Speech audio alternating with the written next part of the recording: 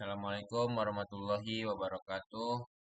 Perkenalkan, nama saya Rizky Syaputra dengan NPM 243510221. Sini saya akan membaca buku pemrograman web bab 6 yang berjudul Type Safety with TypeScript. Kita masuk ke bab pertama, yaitu Why TypeScript, atau mengakhiri era Wild West JavaScript. JavaScript sering disebut sebagai bahasa Wild West atau cowboy karena sifatnya yang sangat permisif dan dinamis. Di satu sisi, kebebasan ini memungkinkan kita menulis kode dengan cepat tanpa banyak aturan yang mengikat, seperti mengubah variabel yang tadinya berisi angka menjadi string seenaknya. Namun, di sisi lain, kebebasan ini adalah resep bencana untuk proyek skala besar di mana satu kesalahan kecil bisa meruntuhkan seluruh aplikasi. Masalah utama JavaScript adalah ia hanya melempar error pada saat kode dijalankan, yang berarti bug seringkali baru ditemukan oleh pengguna akhir saat aplikasi sudah live. TypeScript hadir sebagai solusi untuk masalah ini dengan memperkenalkan konsep static typing, di mana pengecekan tipe data dilakukan saat penulisan kode atau kompilasi, jauh sebelum kode tersebut sampai ke tangan pengguna. TypeScript bukanlah bahasa baru yang menggantikan JavaScript sepenuhnya, melainkan sebuah superset dari JavaScript. Bayangkan JavaScript sebagai tubuh manusia biasa, dan TypeScript adalah baju besi Iron Man yang membungkus tubuh tersebut dengan fitur-fitur canggih. Semua kode JavaScript yang valid secara sintaksis pada dasarnya adalah kode TypeScript juga. Tapi TypeScript menambahkan lapisan aturan di atasnya. Filosofi utamanya adalah memberikan jaring pengaman atau safety net bagi pengembang. Jika kamu mencoba menjumlahkan angka dengan sebuah objek, TypeScript akan langsung berteriak dengan garis merah di text editor bahkan sebelum kamu menyimpan file tersebut. Ini mengubah paradigma perbaiki nanti saat error muncul. Jadi cegah error sebelum terjadi. Salah satu argumen terkuat untuk mengadopsi TypeScript adalah dampaknya terhadap biaya perbaikan bug. Studi rekayasa perangkat lunak menunjukkan bahwa semakin lambat sebuah bug ditemukan dalam siklus pengembangan, makin mahal biaya yang harus dikeluarkan untuk memperbaikinya. Bug yang ditemukan saat mengetik kode hampir gratis untuk diperbaiki, sedangkan bug yang ditemukan di production bisa merugikan perusahaan jutaan rupiah dan merusak reputasi. TypeScript memaksa kita untuk memikirkan struktur data di awal, yang mungkin terasa memperlambat di awal proyek karena harus mengetik lebih banyak. Namun investasi waktu ini terbayar lunas dengan berkurangnya sesi debugging bergadang di malam hari karena undefined is not a function. Selain keamanan, TypeScript memberikan pengalaman pengembang yang jauh lebih superior melalui fitur IntelliSense dan autocomplete. Karena editor seperti VS Code mengetahui tipe data dari setiap variabel. Ia bisa memberikan saran metode yang relevan secara akurat. Misalnya jika variabel tipe string, editor akan menyarankan metode to uppercase atau split, dan tidak akan menyarankan metode matematika yang tidak relevan. Ini seperti memiliki asisten pribadi yang duduk di sebelahmu dan memberitahu apa saja yang bisa kamu lakukan dengan objek tersebut. Fitur ini sangat membantu ketika kita bekerja dengan library pihak ketiga yang besar atau kode warisan yang dokumentasinya minim, karena tipe data itu sendiri berfungsi sebagai dokumentasi yang hidup. Adopsi TypeScript di industri teknologi global sudah bukan lagi sekedar tren, melainkan standar kewajiban. Framework raksasa seperti Angular, Vue 3, dan bahkan pustaka internal Google dan Microsoft ditulis sepenuhnya menggunakan TypeScript.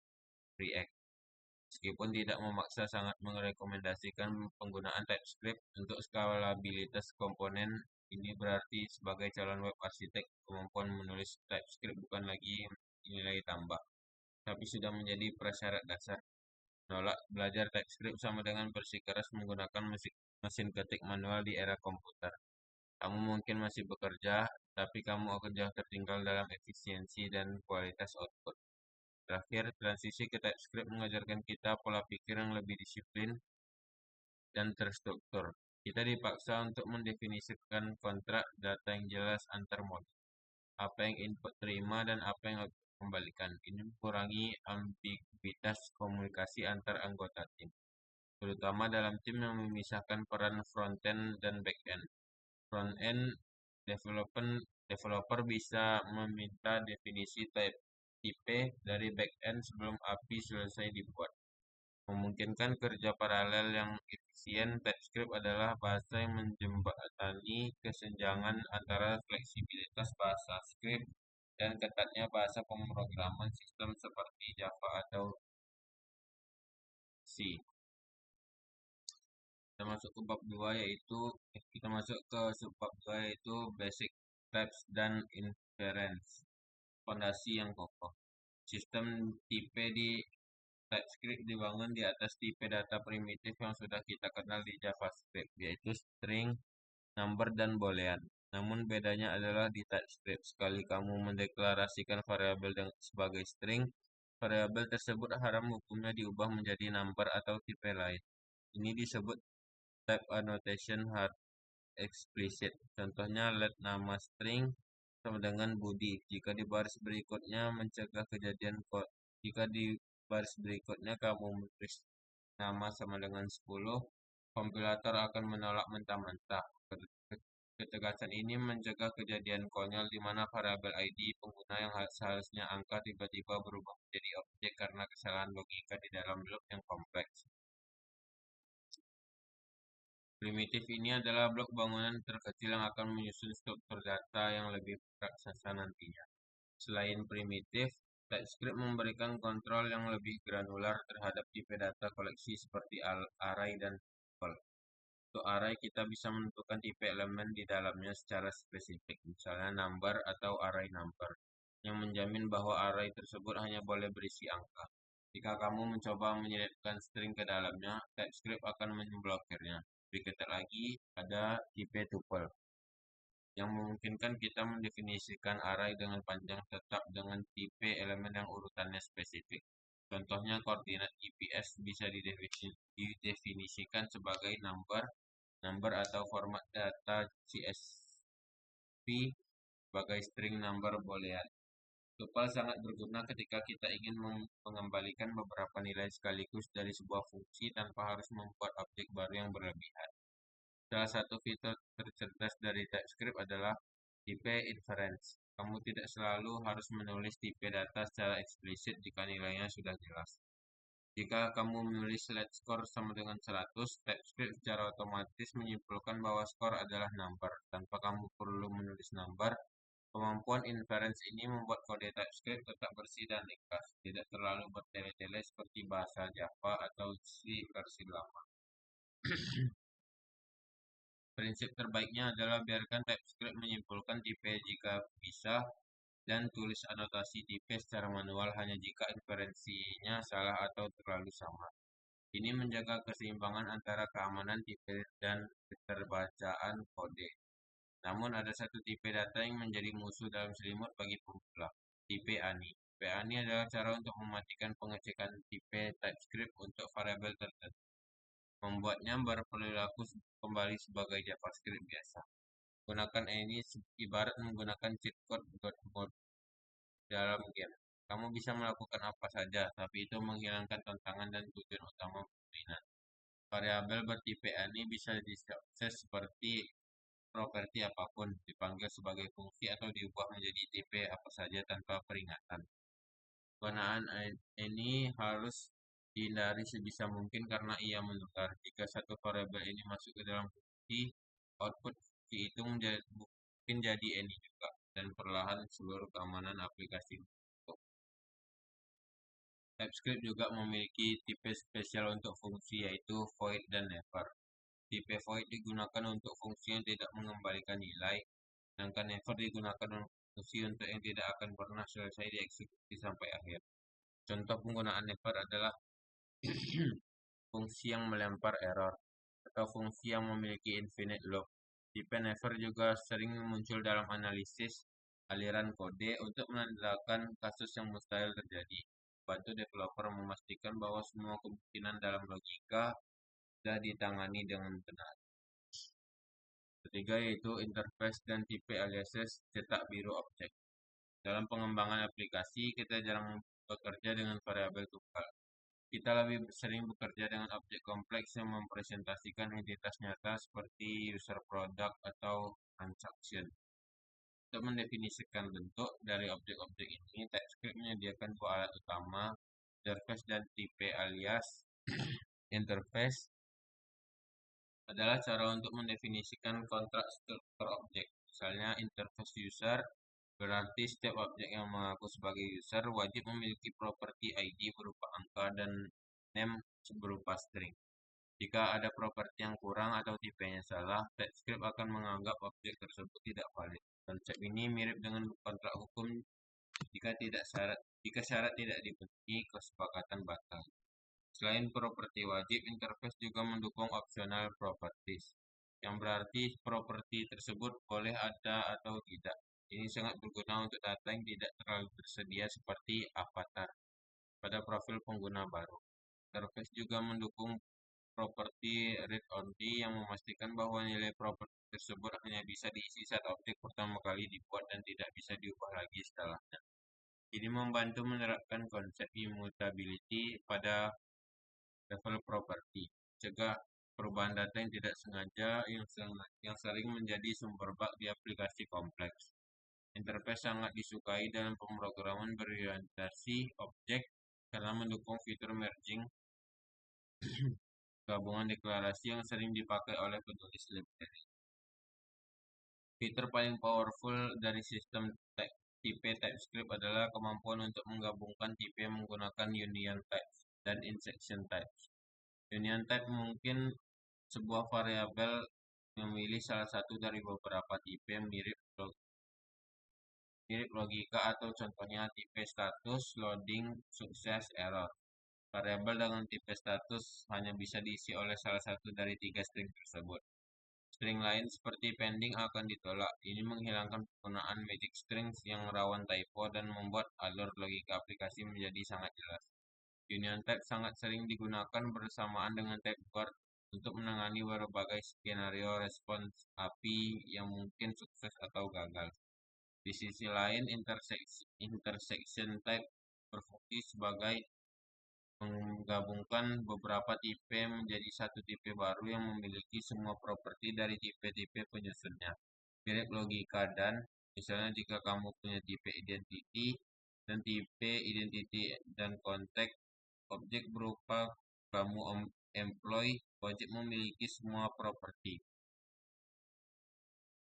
Dari identity dan konteks, fitur ini sangat berguna untuk pola komposisi, di mana kita membangun objek besar dari potongan-potongan kecil yang modular, alih-alih menggunakan pewarisan kelas yang kaku dan bertingkat-tingkat. Satu lagi konsep penting dalam pemodelan data adalah extending interface, sama seperti kelas yang bisa mewarisi sifat kelas lain. Interface juga bisa melakukan extend jika kamu punya interface animal dan ingin membuat interface doc, kamu tidak perlu menulis ulang properti umum hewan di doc. Cukup interface doc extend animal dan doc otomatis mewarisi semua aturan animal ditambah aturan spesifik anjing. Hal ini menjaga kode tetap dry atau don't repeat yourself dan menciptakan hierarki tipe yang logis. TypeScript membolehkan sebuah interface mewarisi dari banyak interface sekaligus, memberikan fleksibilitas desain yang luar biasa untuk modelkan sistem dunia nyata yang kompleks. Yang keempat itu ada satu kode untuk semua tipe. Salah satu prinsip utama dalam rekayasa perangkat lunak adalah reusability. Namun dalam sistem static typing, membuat komponen yang bisa dipakai ulang untuk berbagai tipe data seringkali sulit. Bayangkan kamu ingin membuat fungsi sederhana yang menerima sebuah input dan mengembalikannya dalam sebuah array. Tanpa generics, kamu harus membuat fungsi number to array, strings to array, dan seterusnya, atau menyerah dan menggunakan ini yang berbahaya. Generics hadir sebagai solusi elegan untuk masalah ini. Generics memungkinkan kita membuat komponen yang bekerja dengan berbagai tipe data, tapi tetap menjaga keamanan tipe-tipe tersebut didefinisikan secara spesifik. Konsep generik sering dianalogikan sebagai variabel tetapi untuk tipe data. Jika variabel fungsi menerima nilai seperti X sama dengan 5, generik menerima tipe seperti T-number. Sintaks umumnya menggunakan kurung siku sudut T. Ketika kita menulis fungsi, T di sini adalah placeholder yang akan digantikan oleh tipe data sebenarnya saat fungsi tersebut dipanggil. Jika kita memanggil wrap string hello, maka seluruh T di fungsi tersebut akan merubah menjadi string. Ini memungkinkan fungsi tersebut beradaptasi secara dinamis, namun tetap memberikan tag checking yang ketat, misalnya memastikan outputnya benar-benar array of string. Generics tidak hanya terbatas pada fungsi sederhana, mereka adalah tulang punggung dari banyak library populer seperti React. Saat kamu menggunakan useThatNumber, kamu sebenarnya sedang menggunakan generics untuk memberitahu React bahwa state ini hanya boleh berisi angka. Tanpa generics, React tidak akan tahu tipe apa ya yang disimpan dalam state, dan kamu akan kehilangan fitur IntelliSense. Generics juga sangat vital dalam pembuatan fungsi utilitas HTTP, misalnya fungsi fetchDataUser. Dengan memberikan tipe user ke dalam generik fungsi fetch, TypeScript akan tahu bahwa data yang dikembalikan dari API memiliki struktur user, sehingga kamu bisa mengakses properti name atau email dengan aman. Terkadang kita ingin membuat generik yang fleksibel tapi tidak terlalu bebas. Disinilah generik constraints berperan. Kita bisa membatasi tipe apa saja yang boleh menggantikan T dengan menggunakan kata kunci extend. Contohnya, kita ingin membuat fungsi yang menghitung panjang sebuah objek. Tidak semua tipe punya properti length. Jadi kita bisa menulis T extend length number. Ini memberitahu TypeScript bahwa T boleh berupa apa saja, asalkan tipe tersebut memiliki properti length yang berupa angka. Constraint ini mencegah penggunaan generik yang tidak valid di dalam logika fungsi, menyeimbangkan antara fleksibilitas dan keamanan. Menguasai generics adalah tanda transisi dari pemula TypeScript menjadi pengembang tingkat lanjut. Pada awalnya, sintaks kurung siku yang bertumpuk-tumpuk mungkin terlihat menakutkan dan sulit dibaca. Namun, kemampuan untuk menulis satu logika yang bisa melayani ratusan tipe data yang berbeda adalah superpower yang membuat arsitektur aplikasi menjadi ringkas dan maintainable. Generics memungkinkan kita membangun kerangka kerja atau library internal kita sendiri yang kuat, tipe aman, dan digunakan kembali di seluruh proyek tanpa perlu copy-paste kode yang redundant. Yang kelima ada compiler dan configuration sang mandor proyek. TypeScript tidak bisa berjalan langsung di browser atau Node.js. Browser hanya mengerti JavaScript, oleh karena itu kita membutuhkan proses penerjemahan yang disebut transpilation. Alat yang melakukan tugas ini adalah TypeScript compiler. Compiler ini tidak hanya sekedar membuang anotasi tipe dan mengubah file TS menjadi JS, tetapi juga melakukan pemeriksaan statis menyeluruh terhadap seluruh kode. Jika TSC menemukan pelanggaran tipe, ia akan melaporkan error dan bisa menolak untuk menghasilkan file output. Proses ini bertindak sebagai gerbang kualitas pertama dalam sebuah kode boleh masuk ke tahap pengujian atau produksi. Krusial adalah target yang menentukan versi JavaScript yang akan dihasilkan. Apakah kamu ingin mendukung Internet Explorer kuno, set target ke ES5? Apakah kamu hanya menargetkan browser Chrome terbaru? Set ke ESNext. Kemampuan down leveling ini memungkinkan kita menggunakan fitur sintaksis terbaru di kode sumber kita. Sementara TypeScript yang memusingkan pemikiran cara menerjemahkannya agar jalan di browser lama. Opsi konfigurasi paling penting untuk dipahami dan wajib diaktifkan adalah strict true. Mengaktifkan mode ini sebenarnya menyalakan sekumpulan aturan ketat family of strictness flags, termasuk no implicit any dan lain-lain, dianggap sebagai nilai yang valid untuk semua tipe. Ini adalah sumber billion-dollar mistake dalam pemrograman. Dengan strict null checks, kamu dipaksa menangani kemungkinan nilai kosong secara eksplisit, menghilangkan potensi error runtime, akibat akses properti pada objek kosong yang pernah memulai proyek baru tanpa strict. Selain pengaturan bahasa, tsconfig JSON juga mengatur cakupan file dan struktur direktori melalui opsi include, exclude, outlier, dan broadtier. Pengaturan ini menjaga kebersihan proyek dengan memisahkan kode sumber TypeScript dari hasil kompilasi JavaScript. Kita juga bisa mengaktifkan source map, sebuah fitur vital untuk debugging. Karena browser menjalankan kode JavaScript yang sudah dikompilasi memetakan kembali baris kode yang sedang berjalan di browser ke baris kode asli di file TS. Ini memungkinkan kamu melakukan breakpoint dan debugging langsung pada IP script di from DevTools. TypeScript juga mendukung incremental compilation untuk proyek skala besar. Bayangkan jika proyekmu memiliki 5.000 file, mengkompilasi ulang semuanya setiap kali kamu mengubah satu baris kode akan memakan waktu lama. Dengan mode incremental, TypeScript menyimpan metadata dari kompilasi sebelumnya dalam file tsbuildinfo dan hanya mengkompilasi ulang file-file yang berubah atau terdampak. Ini menjaga siklus feedback loop tetap cepat, memastikan pengembang tidak menghabiskan waktu produktif mereka hanya untuk proses code selesai. Kecepatan kompilasi adalah faktor kunci dalam developer experience.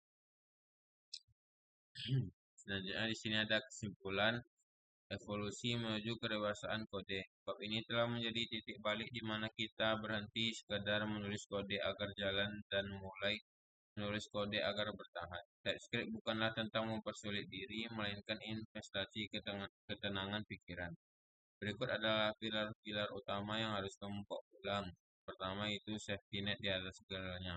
Kita menyadari bahwa JavaScript adalah bahasa Wild West yang berbahaya untuk skala besar. TypeScript hadir sebagai baju besi yang menangkap bug konyol seperti typo atau ketidakcocokan tipe data saat kita masih mengetik, bukan saat pengguna marah-marah di production. Yang kedua itu ada dokumentasi yang hidup. Dengan interface dan tipe alias, kode kita menjadi dokumentasi yang selalu akurat. Kita tidak perlu lagi menebak-nebak objek user ini isinya apa saja, karena editor akan memberitahu kita secara detail. Ini mempercepat kolaborasi tim secara statis. Ketiga ada terukur dengan generics. Kita belajar bahwa keamanan tipe tidak harus kaku. Generics memungkinkan kita membuat komponen satu ukuran untuk semua yang fleksibel namun tetap taat aturan. Seperti kotak pengiriman yang bisa membuat barang apa saja tapi tetap tahu cara mengolah. Yang keempat, disiplin konfigurasi. Mengaktifkan strict rule di tsconfig JSON bukan sekedar opsi, melainkan standar wajib arsitek profesional. Kita belajar untuk tidak malas menggunakan ini dan mulai berani menghadapi unknown serta null secara eksplisit untuk menjaga runtime. Yang kelima ada pola pikir kontrak. Transisi ke TypeScript mengubah cara kita berpikir dari implementasi how menjadi desain what. Kita dipaksa definisikan kontrak data terlebih dahulu sebelum logika, menghasilkan arsitektur yang lebih matang, terstruktur, dan mudah dipelihara jangka panjang. Bila cukup sekian yang dapat saya sampaikan. Mohon maaf apabila ada salah kata. Wabillahi taufiq walhidayah. Wassalamualaikum warahmatullahi wabarakatuh.